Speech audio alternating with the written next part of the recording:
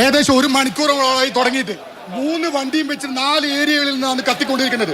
തളിപ്പറമ്പിൽ ഹൃദയഭാഗമായ സ്ഥലത്ത് നമ്മുടെ മെയിൻ റോഡും ഹൈവേ അടക്കം കത്തി പകരുകയാണ്. എന്താ ചെയ്യുന്നത് നമുക്കറിയില്ല സാറേ. അങ്ങോട്ട് കത്തുന്നുണ്ട്, അങ്ങോട്ട് എല്ലാ സ്ഥലങ്ങളും ബസ്സാണ്.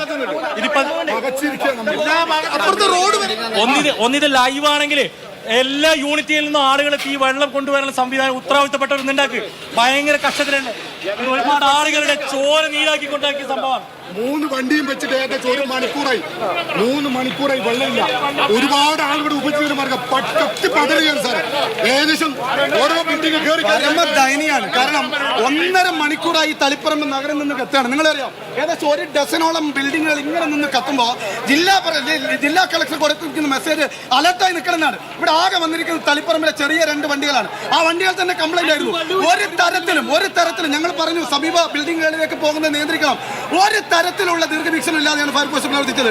മാത്രമല്ല 3ാമത്തെ വണ്ടി നിൽക്കാണ്.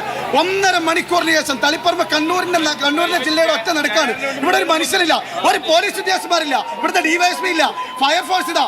4ാമത്തെ വണ്ടി വരുമ്പോഴേക്കും 3ാമത്തെ വണ്ടിയുടെ വെള്ളം തീർന്നിരിക്കുന്നു. 2 മണിക്കൂറായി നിന്ന് ആയിരക്കണക്കിന് ആളുകളുടെ ജീവിതമാണ്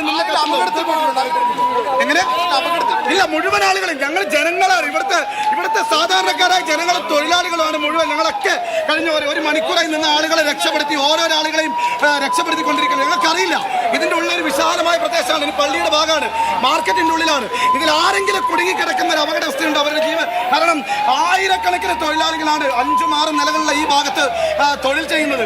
പലരും സ്റ്റേഷനറി കടയാണ്, ഉൾഭാഗത്താണ്. അത് തന്നെയാണ് പറയുന്നത്. ധാരാളം കടകളുള്ള സ്ഥലമാണ്, മാർക്കറ്റാണ്. അവിടെയാണ് തീപിടുത്തം ഉണ്ടായത്. പരമാവധി ആളുകൾ അവിടെ നിന്നും മാറ്റിയിട്ടുണ്ട് എന്നതാണ് നമുക്ക് ഇപ്പോൾ മനസ്സിലാക്കാൻ കഴിയുന്നത്. പരമാവധി ആളുകളെ മാറ്റിയിട്ടുണ്ട്.